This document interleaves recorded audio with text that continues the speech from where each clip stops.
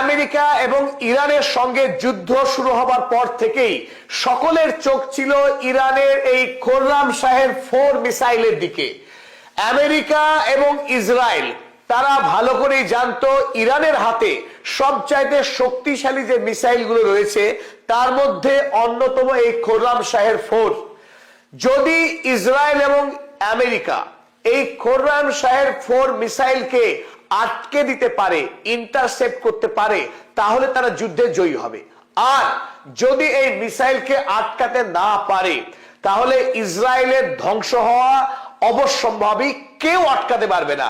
আর তারই প্রমাণ হয়ে গেল গতকাল রাতে ইরানের IRGC সেনারা 19তম মিসাইল হামলা করে ইসরায়েলের উদ্দেশ্যে। আর সেই হামলায় প্রথমবারের মতো ব্যবহার হয়েছে খোররাম শাহের 4 এবং তাৎপর্যপূর্ণভাবে ইরান থেকে ইসরায়েল পর্যন্ত যে মার্কিনী আকাশ প্রহরার ব্যবস্থা রয়েছে এবং ইসরায়েলের অভ্যন্তরেও যে আয়রন ডোম, অ্যারো 3, ডেভিড স্লিং এর মতো যে আকাশ প্রতিরক্ষা ব্যবস্থা, 7ম পর্যায়ের এই আকাশ প্রতিরক্ষা ব্যবস্থাকে গুড়িয়ে দিয়ে সাফল্যের সঙ্গে ইসরায়েলের প্রধান আন্তর্জাতিক বিমানবন্দর বেন গুরিয়ান এয়ারপোর্টে মারাত্মক ধ্বংসকাণ্ড চালিয়েছে খোররাম শাহের 4। আমেরিকার প্যাট্রিয়ট বা থার্ড কিংবা ইসরায়েলের এই বায়ু প্রতিরক্ষা ব্যবস্থা তাকে ছুঁতেও পারেনি। আমেরিকা একাধিক ফলস মিসাইল হামলা চালিয়েছে আকাশে এই খোররাম শাহেরকে আটকানোর জন্য, কিন্তু কোনো লাভ হয়নি। কারণ শব্দের চেয়ে 8 গুণ অধিক গতি সম্পন্ন অত্যাধুনিক প্রযুক্তির এই মিসাইল ইতিমধ্যেই ইসরায়েলের ত্রাস সৃষ্টি করেছে। ইসরায়েল এই মুহূর্তে আন্তর্জাতিক পৃথিবী থেকে বিচ্ছিন্ন, কারণ ইন্টারন্যাশনাল ফ্লাইট এমনকি ডোমেস্টিক ফ্লাইট, বেন গুরিয়ন ইসরায়েলের সর্ববৃহৎ এয়ারপোর্ট এবং আন্তর্জাতিক কানেক্টিং এই এয়ারপোর্ট, সেই এয়ারপোর্টে গতকাল খোররাম শাহের মিসাইল, তার সঙ্গে আরো ছোট বড় মিসাইল এবং ড্রোন একসঙ্গে ব্যাপক হামলা চালিয়েছে গত রাতে। আর তারপর থেকেই ইসরায়েল এই মুহূর্তে মারাত্মকভাবে কাবু হয়েছে ইরানের হাতে। চলুন দেখে নেওয়া যাক এই বেন গুরিয়ন এয়ারপোর্ট এবং তার পার্শ্ববর্তী যে ইসরায়েলের বায়ুসেনা ঘাঁটি ছিল, 27 নম্বর বায়ুসেনা ঘাঁটি, দুটি জায়গায় মারাত্মকভাবে ক্ষতিগ্রস্ত হয়েছে। হতাহতের সংখ্যা এখনো সঠিকভাবে আমাদের সামনে আসেনি, কারণ ইসরায়েল প্রাণপণ চেষ্টা করে যাচ্ছে পৃথিবীকে তাদের দেশের ক্ষতির খবর বাইরে প্রকাশ করতে না দিতে। আর এই খোররাম শাহের হামলা ছাড়াও আরো দুটি তাৎপর্যপূর্ণ খবর রয়েছে যা আমরা আজই আপনাদের সামনে তুলে ধরার চেষ্টা করছি।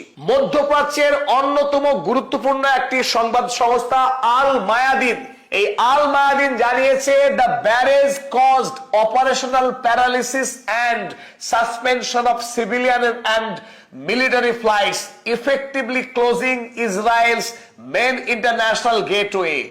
অর্থাৎ এই খোররাম শাহের 4 ইসরায়েলের বেন গুরিয়ন এয়ারপোর্টকে সম্পূর্ণরূপে পঙ্গু করে দিয়েছে। এই মুহূর্তে আন্তর্জাতিক এবং দেশীয় আভ্যন্তরীণ সমস্ত ফ্লাইট বন্ধ। ইসরায়েল এই মুহূর্তে আন্তর্জাতিক বিশ্ব থেকে বিচ্ছিন্ন হয়ে পড়েছে বেন গুরিয়ন এয়ারপোর্ট গুড়িয়ে যাওয়ার কারণে। IRIB অপর গুরুত্বপূর্ণ সংবাদ সংস্থা, তারা জানাচ্ছে fuel depots and military hangar inside the airport complex suffered direct hits triggering major fires and structural damage। এই Khorramshahr missile.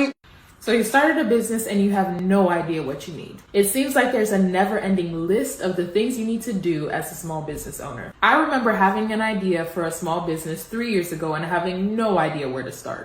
After discovering Hiscox, I found the ওই এয়ারপোর্টের মধ্যে এমন ধ্বংস চালিয়েছে, বিপুল পরিমাণে অগ্নিকাণ্ড ছড়িয়ে পড়ে গোটা এয়ারপোর্ট জুড়ে। ফলে বিস্তীর্ণ যে পরিকাঠামো ছিল ওই বেন গুরিয়ন এয়ারপোর্টের এই মুহূর্তে ধ্বংসপ্রাপ্ত হয়েছে। সেখানে যে হ্যাঙ্গার গুলো ছিল, যেখানে প্লেন গুলোকে রাখা হয়, সেই হ্যাঙ্গার পর্যন্ত বিপর্যস্ত হয়েছে এই আক্রমণে। ইরান মিলিটারি মনিটর তারা জানাচ্ছে খোররাম শাহের force Mac 8 terminal speed and unguided atmospheric re-entry made Israel's electronic warfare and jamming ineffective। অত্যন্ত তাৎপর্যপূর্ণ, কারণ ইসরায়েল অত্যাধুনিক প্রযুক্তিতে তার দেশকে প্রহারের ব্যবস্থা চালায় আমেরিকার কাছ থেকে পাওয়া অর্থনৈতিক সাহায্য, প্রযুক্তি সাহায্য এবং ইসরায়েলের নিজের প্রযুক্তি দিয়ে মধ্যপ্রাচ্যের যে সমস্ত দেশ ইরান ছাড়া তার যে ইরানের অ্যাক্সিস অফ রেজিস্ট্যান্স রয়েছে, প্রক্সি গ্রুপ, তারা যাতে ইসরায়েলে হামলা চালিয়ে তাদেরকে ধ্বংস না করতে পারে তার জন্য তারা একটা জ্যামিং সিস্টেম দেশে লাগু রেখেছিল। সেই জ্যামিং সিস্টেমকেও পুরোপুরি অকেজো করে দিয়েছে এই খোররামশাহের 4। খোররামশাহের 4 এই সিরিজের প্রথম। তাছাড়াও কিন্তু আমরা জানি ফাতা 1 এবং ফাতা 2 আরো ধ্বংসাত্মক, আরো গতিশীল মিসাইল রয়েছে। খোররামশাহের 4 যদি ইসরায়েলের সমস্ত জ্যামিং সিস্টেম বিকল হয়ে যায়, অকেজো হয়ে যায়, তাহলে ফাতা 2 কি করতে পারে? কারণ খোররামশাহের গতি 8 ম্যাক, অর্থাৎ শব্দের গতির তুলনায় 8 টাইমস। আর ফাতা 2 মিসাইলের গতি 18 গুণ পর্যন্ত, 18 ম্যাক, শব্দের গতির তুলনায় 18 গুণ পর্যন্ত গতিশীল হতে পারে ফাতা 2। তাই ফাতা 2 মিসাইলকে পৃথিবীর কোন শক্তি কোনোভাবেই প্রতিরোধ করতে সক্ষম হবে না। তাই ইসরায়েল এবং আমেরিকার ধ্বংস এই যুদ্ধে অনিবার্য। তার হাতে হাতে প্রমাণ, একেবারে ল্যাবরেটরি টেস্ট যদি বলি আমরা, সেই ল্যাবরেটরি টেস্ট গত রাতে সম্পন্ন হয়েছে। এটা সারা পৃথিবীর জন্য অত্যন্ত বড় খবর, অত্যন্ত গুরুত্বপূর্ণ খবর যে খোররামশাহকে নিয়ে যে প্রত্যাশা ছিল ইরানের, যে আশঙ্কা ছিল ইসরায়েল এবং আমেরিকার, সেই আশঙ্কা প্রত্যাশা মিলে গেছে। গতকাল সাকসেসফুলি খোররামশাহ দেখিয়ে দিয়েছে ইসরায়েলকে কি ভয়ঙ্কর শিক্ষা দেওয়া যেতে পারে। ইরানের হাতে সেই অস্ত্র এখন মজুদ। মধ্যপ্রাচ্যের সৌদি আরব নয়, কাতার, ওমান, বাহরাইন নয়, ইরানের সঙ্গে লড়াই করলে ইসরায়েলের অবস্থা যে ধ্বংস হবে সে কথা প্রমাণ করে দিল খোররামশাহের। বাকি মিসাইল রইল। চলুন আরো দেখা যাক। তাসনিম সংবাদ সংস্থা ইরানের, তারা জানিয়েছে যে the missile overwhelmed the airport defences and created a real. Palestine Chronicle জানিয়েছে the warhead 50। Hey guys, Sean with Buffalo Wholesale. We've got an amazing buy for you on some brand new bamboo products.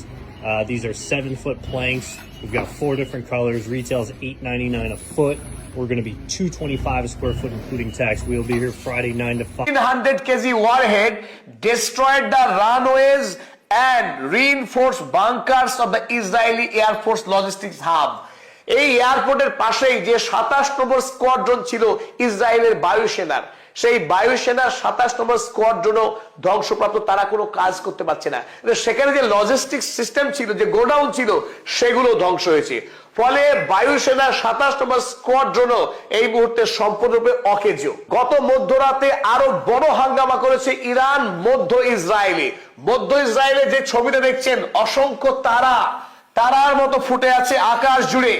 এগুলো তারা না, এগুলো Iran থেকে পাঠানো মিসাইলের warhead বিচ্ছিন্ন হয়ে গেছে 20টি অংশে।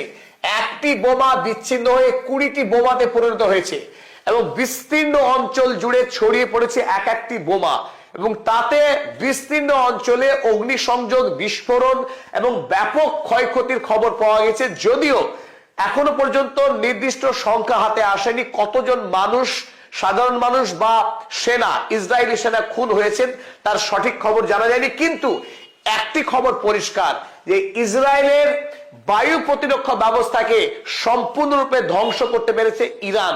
ইতিমধ্যেই ইরানের ছোড়া যে ক্লাস্টার বোমা, একটি মিসাইল ছোড়ার পরে সেই মিসাইল আকাশে গিয়ে নিজের মতো বিভক্ত হয়ে গিয়ে সেখানকার এয়ার ডিফেন্স সিস্টেমকে ফাঁকি দিয়ে টার্গেটে আক্রমণ করার যে টেকনোলজি ইরান আগে দাবি করেছিল, সেই প্রযুক্তি সাকসেসফুলি কাল আরো একবার প্রমাণ হয়েছে।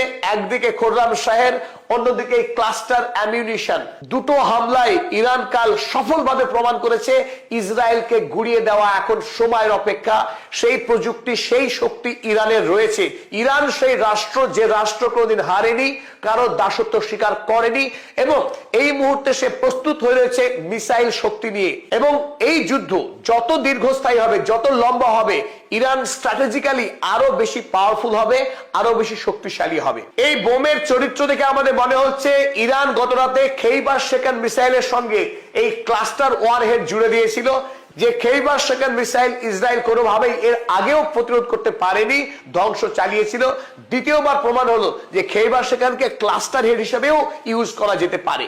3 নম্বর যে সংবাদ অত্যন্ত গুরুত্বপূর্ণ, হিজবুল্লাহ ইরানের অন্যতম প্রক্সি গ্রুপ, যে হিজবুল্লাহকে লেবাননে একাধিকবার ইসরায়েল বোমাবাজি করে তাদের যে হেড হাসান নাসারুল্লাহকে খুন করেছে, একাধিক নেতাকে খুন করেছে। গোটা বেইরুট শহর, মধ্যপ্রাচ্যের অন্যতম সমৃদ্ধ শহর বেইরুট, সেই বেইরুটকে ধ্বংস করে দিয়েছে ইসরায়েল ধারাবাহিক হামলা চালিয়ে।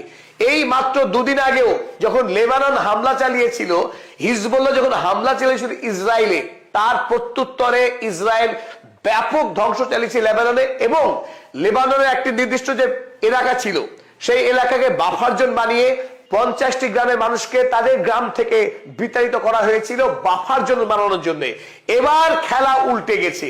হিজবুল্লাহ আজ ইসরায়েলকে চিঠি দিয়ে জানিয়েছে, এবং সেই চিঠি হিব্রু ভাষায় লিখেছে, চিঠি ইংরেজিতে নয়।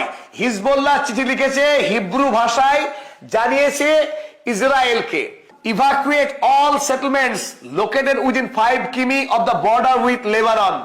লেবাননের সাথে যে সীমানা রয়েছে ইসরায়েলের, তার 5 কিলোমিটার দূর পর্যন্ত সমস্ত গ্রাম এবং যে মহল্লা আছে সেগুলো খালি করতে হবে। কেন করতে হবে? হিজবুল্লাহ অপারেশন চালাবে, অর্থাৎ হিজবুল্লাহ মিসাইল হামলা চালাবে ইসরায়েলে, নির্দেশ দিচ্ছে ইসরায়েলকে তুমি তোমার গ্রাম খালি করো, নতুবা আমি হামলা চালাবো। যদি সাধারণ মানুষের মৃত্যু হয় তার জন্য আমাদের কোনো দায়বদ্ধতা নেই। সুতরাং খেলা এবার পুরো উল্টে গেছে। এতদিন এই গণহত্যাকারী বর্বর রাষ্ট্র ইসরায়েল, তারা গাজা ভূমিতে আকাশ থেকে চিঠি পাঠিয়ে বলতো যে এই বিল্ডিং খালি করে দাও, আমরা বোমাবাজি করব।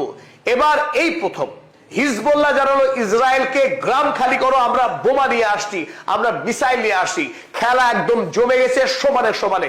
এবার দেখা যাক ইসরায়েলের শক্তি কতখানি, আর কতদিন এভাবে মধ্যপ্রাচ্যে অন্যায় খুন করতে পারে, শিশু হত্যা করতে পারে, হাসপাতাল গুলি